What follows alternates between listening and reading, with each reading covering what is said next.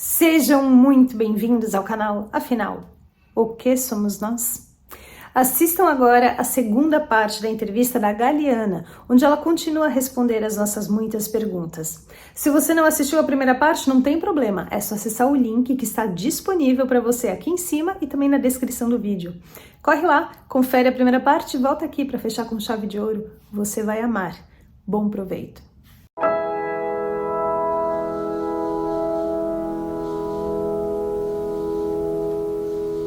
Eu fiquei ali também, eu tive medo, né? Eu tive medo, fiquei assustada. Tá, mas você via tudo como se você estivesse mesmo num lugar olhando para uma coisa que está acontecendo. Não é que as coisas se aproximavam conforme você tinha interesse em ver mais. Não tinha interesse de ver mais, era só o que ela me permitiu ver. Agora vamos falar sobre essa luz que falou para você, olhe para baixo, foi isso, né? Olhe para baixo. Hoje, passada essa experiência, você pode imaginar por que ela quis que você visse isso?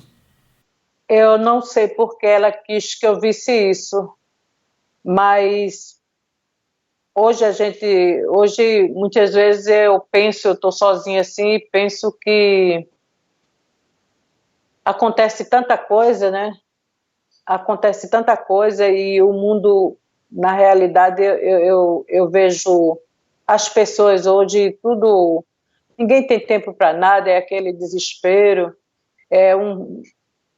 os acontecimentos, as correrias, eu vejo isso. Mas com relação ao porquê dele ter feito você ver isso, você não sabe, não consegue imaginar uma razão para isso.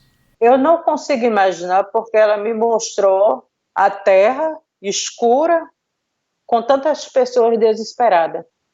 Eu não consigo entender porque ela não falou para mim o porquê queria que eu visse isso. E eu me assustei. Você viu prédios, você viu ruas, elas estavam normais, só as pessoas que estavam desesperadas, a cidade parecia normal? A cidade era vazia. Só pessoas correndo. O que significa vazia? Porque pessoas... Não tinha nada. Não tinha nada do quê? Por exemplo, o que poderia ter que não tinha? Não tinha casa, não tinha prédio, não tinha nada. Tinha pessoas correndo. Pessoas correndo Num desespero. num plano sem nenhuma construção. Sem nenhuma construção. E você não via nem natureza, árvores.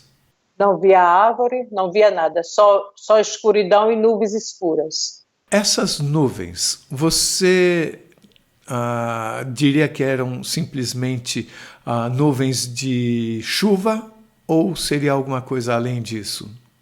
Era comum, ela é parecida como se forma para ter uma tempestade. A nuvem fica bem escura, né? Pesada, escura. Então, aquelas nuvens escuras, ela ficava sobre a cabeça das pessoas. E as pessoas pareciam ter medo dessa nuvem? E as pessoas corriam em desespero. Uma corria para um lado, outra corria para o outro, e eu chegava a perguntar para a luz: isso aqui é o inferno? Eu não quero ficar aqui. Você chegou a manifestar esse desejo de não ficar ali? E não ficar. E foi quando você voltou para a sala de cirurgia. Ela me trouxe para a sala de cirurgia. Essas pessoas que corriam em desespero, elas corriam em desespero por causa das nuvens? Porque estava acontecendo alguma coisa na Terra. E eu não conseguia ver o que estava acontecendo. Eu só conseguia ver que estava acontecendo, no momento, alguma coisa que desesperava aquele povo. E quando você pensa sobre isso hoje, você acha que é algo que já aconteceu, é algo que está acontecendo, é algo que ainda vai acontecer ou não acha nada? Vai acontecer. Eu acho que vai acontecer. É uma sensação que você tem em cima de uma racionalidade ou você sente isso a partir da sua experiência? Eu sinto. Nesse momento, você foi levada de volta para a sala de cirurgia. Você comentou que você viu o bebê sendo retirado. Vi. Foi na volta que você viu, né? Foi na volta que eu vi o bebê sendo retirado. Eu pergunto, o que que você teve? Você só teve uma queda de pressão ou você teve uma parada cardíaca? Não, não. Eu só tive... A minha pressão foi embora. Não tive nenhuma parada. Foi como a minha pressão baixou, baixou, baixou, baixou, e é como se eu fosse morrer para eles, né? E eu lá me sentia, na realidade, que eu estava morta, que tinha deixado meu corpo, eu estava vendo o meu corpo. Quando você viu seu corpo de volta e ele falou que você tinha que voltar, você não quis porque você disse que você tinha nojo, que era um corpo de pecados e tal. Você sente nojo do seu corpo por vários motivos ou esse nojo é de todos os corpos? Do médico, do meu, de todo mundo? Eu sinto do meu corpo, mas eu acho que as pessoas também deveriam sentir, porque é um corpo de pecado, é um corpo... Você pode um pouco me explicar o que é um corpo de pecado? É um corpo que... É como se o corpo, esse corpo aqui, ele não nos pertencesse. A gente um dia teria que deixar, e é um corpo que às vezes faz coisas do desagrado de Deus. Mas é o corpo que faz ou somos nós mesmos naquele corpo que fazemos? Somos nós naquele corpo, né? É um corpo sujo. Eu sentia que era um corpo sujo. De uma certa forma, então, nós não somos sujos também por essa lógica? Com corpo ou sem corpo? Não, sem o corpo é diferente. Quando eu saí do corpo, aí eu só senti que era o corpo, que eu não deveria voltar. Eu senti só que era o corpo, mas lá eu já era como se eu fosse, sabe, livre de tudo, de tudo, de tudo. E aquele cansaço que eu sentia, um cansaço das coisas daqui da Terra, eu não sentia mais lá. E que eu falava para a Luz, eu não quero voltar porque eu estou muito cansada de tudo aqui. Eu falava para ele, para a Luz. Em algum momento você se sentiu indo para um lugar que você já tinha conhecido antes? Não, eu não me senti em nenhum lugar que eu já fui antes. Eu não me senti em nenhum lugar, não. Eu sinto que essa Luz cuida de mim até hoje. E você sente que ela já cuidava antes de você ter a sua experiência de quase morte? Cuidava desde os 12 anos. Então, falando sobre isso, dela cuidar de você até hoje, eu sempre pergunto se a pessoa sente que a porta ficou entreaberta. Eu pergunto para você, no dia a dia, de vez em quando, você ainda tem contato com essa voz? Você ouve, você recebe algum tipo de intuição que você possa reconhecer como tendo vindo daquele lugar? Não, às vezes eu sinto que ela está perto, e às vezes eu sinto assim que eu peço que ela continue perto, que não saia. Às vezes eu sinto que ela está perto de mim, é como se ela estivesse perto de mim. E eu peço para que ela fique aqui, não sai de perto de mim. Eu sinto saudade dela, dessa voz. Você, quando olha para o céu, você sente saudades? Sinto saudade. Gosto das estrelas, eu gosto de tudo que eu vejo no céu e sinto saudade. Tenho vontade de ir para o céu.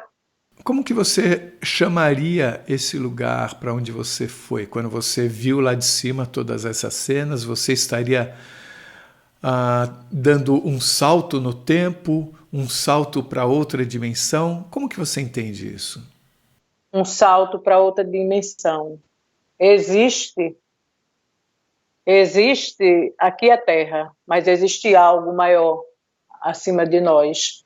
Você disse que você não queria voltar para o corpo porque você tinha nojo. Ele insistiu com você, perguntou inclusive da sua filha e nada fazia você mudar de ideia. Mas teve um momento que você cedeu. Não ficou claro para mim que argumento que ele usou. Quando eu cedi voltar para o corpo, É. a posição da voz dele, a autoridade. Tipo assim, manda quem pode, obedece quem tem juízo? Isso. Você vai e não pode mais falar que não vai. Eu quero que você vá e você vai. Ele falou para você que você tinha uma missão e que o seu tempo, a sua hora não tinha chegado. Não tinha chegado. Isso é uma coisa que muitos ouvem durante a sua experiência de quase morte. Eu gostaria de saber como que hoje você entende o que seja a sua missão. E é claro que eu não posso esquecer que ele fez você ver tudo aquilo, provavelmente por alguma razão, e eu imagino que tem a ver com a sua missão. Estou certo ou não? Tá. Está certo. Eu na realidade, eu tive uma missão aqui na Terra. E a minha missão foi dada para cuidar dos idosos. Você não cuidava antes? Não, porque em pequenininha, ao invés de ir para a escola, eu ia para os abrigos. Perto da minha escola tinha um abrigo. E ao invés de eu ir para a escola, naquela época, eu ia para o abrigo. Porque todos os dias, quando eu passava para ir para a escola, às 8 horas, tinha uma idosa, chamava-se Maria. E ela estava sempre no portão. E ela me chamava a atenção. E eu ficava olhando para ela, eu pequena, ela abria o portão para mim entrar. Aí eu ia para o abrigo. Quando eu chegava na cozinha, eu ficava na mesa. A mesa era uma mesa longa, e a mesa até era mais alta que eu. E as cozinheiras perguntavam, menina, quer que você quer? Quer que você venha aqui todo dia? Quer que você quer? Eu falava assim, eu quero ajudar, eu quero ficar aqui, eu quero ajudar. Aí, você quer fazer o quê? Aí eu quero ajudar, cozinhar, eu pequena, né? Aí ela dizia, não, você está aí vestida, vá para o colégio, vá para a escola. E a escola era juntinho do abrigo. Aí eu ia para a escola. Aí na volta da escola, ao invés de eu ir para casa, eu dava uma entradinha no abrigo. Insatisfeita com isso, fui crescendo. Aí comecei a ver a igreja católica que ficava do outro lado. E eu entrava e não tinha ninguém naquela igreja, eu ia, até descobri uma porta que lá tinha um padre, e eu disse, padre, menina, o que é que você quer? Eu falei assim, eu soube que o senhor dá um santinho para vender no comércio, e a gente arrecada esse dinheiro e traz o senhor comprar leite para os idosos. Eu quero fazer isso também. Aí ele me dava e eu vendia, e a moedinha eu levava para ele e ele comprava comida para eles comerem. Aí fui crescendo, comecei pegando comida de dentro de casa, escondido do meu pai, que era pedreiro e não tinha uma condições muito boas, mas era contado o que tinha, mas mesmo assim dizia, sumiu tal coisa. Era eu que pegava para levar para o idoso que estava debaixo na rua. Às vezes estava cuidando de um que estava num quartinho lá, doente, ia cuidando dele, eu não sabia como fazer, porque eu era muito jovem, eu pegava a roupa dele e ia lavar no banheiro público. Depois eu estendia no calçamento, lembro-me bem, a roupa dele, depois eu dobrava e colocava lá. Colocava água na boca dele, eu não sabia muito cuidar dele. Até o dia que eu fui lá e observei ele, toquei nele, ele tinha morrido. Aí corri e chamei meu pai. Aí meu pai falou, que você está fazendo ali, menino? Eu chamo e o idoso não acorda. Eu quero você ali, não. Aí foi quando meu pai descobriu que ele tinha falecido. Aí eu fui crescendo, aí já fui pegando comida dentro de casa e levando para os da rua. Aí me tornei cuidadora de idosos e eu amo o idoso. Você se tornou cuidadora de idosos após a experiência de quase morte? Aí eu me tornei cuidadora de idosos. Porque pequena eu já fui tendo esse amor por eles, né? E quando eu tive a experiência foi quando eu comecei a trabalhar mesmo pesado com eles. Muito bonito o que você faz. Aí eu amo. Mas a sua missão, aparentemente, não está vinculada em nada ao que ele fez você ver ao olhar para baixo. Não. Ao olhar para baixo, naquele momento de desespero, eu que acho que deveria ser essa a missão, eu que acho, né? Mas eu não sei, ele não falou qual era a minha missão. De qualquer forma, você sente que o que você viu é algo que vai acontecer. Eu sinto. Essa luz que você viu, você consegue imaginar o tamanho desse ser que estava na origem dessa luz? Ela é uma luz grande, né? Ela é muito grande, ela se esplandece assim. E ela tem outras cores. Quais eram as cores que você via? Eu lembro-me bem da cor branca do meio e as outras cores que vinham. Umas cores, eu não lembro as outras cores, era como um colorido, como um arco-íris, sabe? Que vai fazendo assim, sabe? Vai fazendo assim, e no meio, no centro, tem a luz branca. Além da paz, você teve uma sensação de pertencimento quando você estava fora do corpo? Sim, eu tive. Como se você fizesse parte daquilo tudo? Como se eu fizesse parte daquilo tudo. E eu sinto que existem pessoas que ela escolhe para passar por essa experiência. Como assim? Eu creio que existem pessoas que ainda vai passar por essa experiência e que existem pessoas escolhidas para passar por esses momentos de ver o corpo, ver a pessoa mesmo saindo do seu corpo. Existem pessoas que essa luz escolhe para passar por esses momentos, por isso passei. Qual a razão? Você consegue sentir qual seria a razão dessas pessoas serem escolhidas para isso? Não, mas eu sei que existem pessoas escolhidas para passar por isso. E você sentiu que o tempo lá era diferente? O tempo é diferente. O tempo lá é um e aqui é outro. Por isso que eu tinha tanto medo de acabar o tempo, sabe? Daquele momento ali da cirurgia acabar e eu voltar. Eu tinha tanto medo, porque para mim seria muito rápido. Eu disse, mas será que vai dar tempo? Né? Mas o tempo lá parece que o tempo lá é mais, aqui corre mais rápido. Parece que lá o tempo é ideal. O tempo é ideal para acontecer o que estava acontecendo. O tempo é diferente. Eu não sei explicar, mas o tempo é diferente. Daqui para lá. Você viu um ser que com certeza não era da Terra. Não. Você sentiu que existem seres em outros locais também fora da Terra? Existe. O que você sentiu quanto a isso?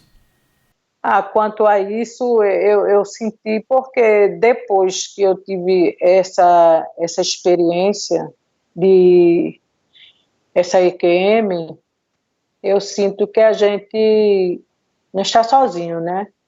A gente não está sozinho. Em algum outro momento da sua vida, você teve algum tipo de experiência que você ache importante nos contar? Eu acho que eu guardo também isso comigo e não entendo. E tenho vontade de falar e não sei se você também vai entender. Eu guardo um acontecimento também comigo quando eu tinha mais ou menos uns 12 anos de idade. A gente morava... A minha mãe faleceu de parto e meu pai casou outra vez e foi morar no centro da cidade. E a gente ficou na casinha que era bem lá embaixo no interiorzinho, canavial, porque aqui em Pernambuco existe muito canavial. Aí tinha um morro de cana, passava um caminhozinho no meio e só tinha 3 casas. Mas aí a casa do meu pai, que meu pai construiu para colocar a gente lá, ele morava no quartinho lá com a minha madrasta e com os filhos da minha madrasta, porque tinha, na época, feito um barzinho, né, onde vendia comida. E eu e a minha irmã, que éramos 2 meninas, ficava na casa lá sozinha. Só que a casa que meu pai fez foi uma casa de barro. Você sabe que anteriormente, agora não, as coisas mudaram, mas anteriormente, meu pai tinha muito filho e tudo, não poderia fazer uma casa de alvenaria, meu pai fez uma casa de barro. E a porta da cozinha era tramela naquele tempo. Você conhece tramela? É um pauzinho feito, né? E não é ferrolho, era tramela. E do lado da casa veio morar um vizinho. Eu lembro que ele usava aqueles óculos que o olho fica bem pequenininho lá dentro. Anteriormente chamava até fundo de garrafa, né? E ele era um homem muito estranho, ele era muito estranho. E fazia pouco tempo que ele tinha ido lá, morar lá. E ele começou a nos observar. E quando foi uma noite, ele estava abrindo a porta da cozinha. Ele estava abrindo. E creio que para fazer algum mal, ele andava com uma faca na cintura. E eu creio que ele ia fazer algum mal. Só estava eu e a minha irmã naquela casa. E era muito fácil de abrir, porque ele já tinha tirado um torrão de barro, né? Já tinha tirado um torrão de barro. Ele botou a mão. Quando ele botou a mão, algo me levantou daquela cama em pé, me pôs em pé, com autoridade, e saiu de mim uma voz. Uma voz, e era uma voz de autoridade, uma voz de homem. E ele correu.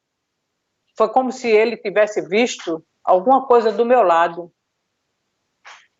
E ele correu, e nisso eu abri a porta e peguei a minha irmã pela mão, e a gente subiu uma ladeira assim que dava, e fomos buscar meu pai. Aí meu pai terminou de passar a noite lá. E isso aconteceu 2 vezes comigo. 2 vezes? Foram 2 vezes. Foi só 2 vezes quando eu estava em perigo. E a segunda? A segunda vez é tão até chato de contar a segunda vez. Você prefere não contar, tudo bem, não há problema. A segunda vez eu estava foi a mesma coisa. Eu fui para uma casa de umas pessoas, onde eu estava viajando e estava desempregada, e a menina falou, a gente vai lá para casa, na segunda-feira volta para conseguir trabalho. Agora, só que quando eu cheguei lá na casa, não conhecia ninguém. Eu era jovem, bem jovem. E aconteceu mesmo. A pessoa estava com maldade. Aí foi quando aconteceu. Eu acho que aquela pessoa. Eu estava dormindo, a pessoa ia se aproximar de mim para tocar em mim, né? Aí foi quando a voz veio com autoridade e a pessoa abriu a porta e correu. Quer dizer, em momentos de acontecer alguma coisa comigo, a voz é a mesma, a que me protegeu, a que me tirou do corpo. Eu não queria falar isso para ninguém, eu nunca tinha falado. A primeira pessoa que eu falo é você. Se você viu essa cena das pessoas correndo em desespero, e se você também sente que isso vai acontecer, o que as pessoas deveriam entender para que seja mais fácil passar por esse momento? Olha, eu sei que vai acontecer e que as pessoas devem se preparar, né? Se preparar significa, ok, eu vou me mudar, vou para o meio do mato, vou comprar isso, vou comprar uma tenda, vou acumular água, ou é alguma coisa dentro de cada pessoa de uma mudança interior? O que é se preparar? Não, não comprar nada, não é isso. Mas mudar, sabe? Mudar para melhor. As pessoas têm que mudar para melhor. O que é mudar para melhor? É ser cada dia uma pessoa melhor, sabe? Porque eu acho que você sendo uma pessoa cheia de amor, você sendo uma pessoa melhor, você vai ter uma oportunidade de você um dia se encontrar com essa paz e ter uma oportunidade de ter, porque a vida continua, né? A vida não acaba aqui. Eu perguntei pensando no que você viu, naquelas cenas de desespero. Você acha que as pessoas melhorarem? De que forma isso as ajuda a passar pelo que vem por aí? Vai ajudar, vai passar, né? Isso eu sinto que vai acontecer, mas vai ajudar, porque aquela luz, aquela luz lá que fica conosco, ela é amor. Ela é amor. Então, jamais uma pessoa sem amor vai poder se encontrar com aquele ser, né? Então, as pessoas têm que cada dia ser melhor. Você tem ideia de quanto tempo demora essa cena para se tornar realidade? Eu não tenho. Tempo demora, mas a gente sente que vai passar por isso, que vai acontecer. Eu preciso que as pessoas dêem mais credibilidade para as pessoas que passam por essa experiência, porque é muito real. Em nenhum momento elas aumenta e nem diminui nada. É muito real. Não é muito assim vivido. E eu peço que as pessoas ouçam essas pessoas. Algumas pessoas se perguntam, mas isso não seria um sonho? Não é sonho. Eu quero que as pessoas entendam também que não é sonho. Não busca uma coisa, outra, porque não é. É realidade. E quais suas palavras finais para todos nós? O que é a essência que nós devemos ter em mente ao viver hoje? Ajudar mais as pessoas, não se apegar a nada aqui, sabe? Não se apegar a nada, porque depois que eu passei por isso, eu não tenho apegação a nada daqui. Nada me interessa aqui. Nada me interessa. E eu acho que as pessoas também não devem, sabe? Estarem se apegando muito às coisas. Tem isso e cada vez quer mais, e cada vez quer mais, e cada vez quer mais, e depois deixa tudo, não leva nada. Então, aproveita esse tempo para ajudar as pessoas, para fazer coisas boas, né? Para ir no abrigo, dar um abraço no idoso que está precisando, dar um cheiro nele, e fazer coisas boas. Eu acho isso. As pessoas que tiveram essa experiência que eu tive, jamais vai esquecer, jamais vai ser a mesma pessoa, vai ter sempre um desejo de ajudar o próximo, vai ter sempre um coração com amor, vai ter sempre muito amor pelo outro, como eu sinto, vai querer sempre estar ajudando, sempre preocupado com o próximo, vai querer, não vai mais ter medo da morte, não vai mais ter medo quando adoecer e estar lá para... Não vai mais ter medo da morte, porque é como se a gente sentisse que tem uma outra vida, e é muito bom. Se você gostou, por favor, se inscreva no nosso canal, dê muitos likes, faça comentários, compartilhe com seus amigos, toca o sininho que assim você sempre fica sabendo quando chega vídeo novo. E se você tem alguma dúvida ou passou por uma EQM e gostaria de compartilhar a sua história com um mundão desses aqui, ó, por favor, nos escreva. O nosso e-mail é afinal-o-que-somos-nós@gmail.com. Essa é uma nova fronteira do conhecimento humano. Vamos juntos atravessá-la?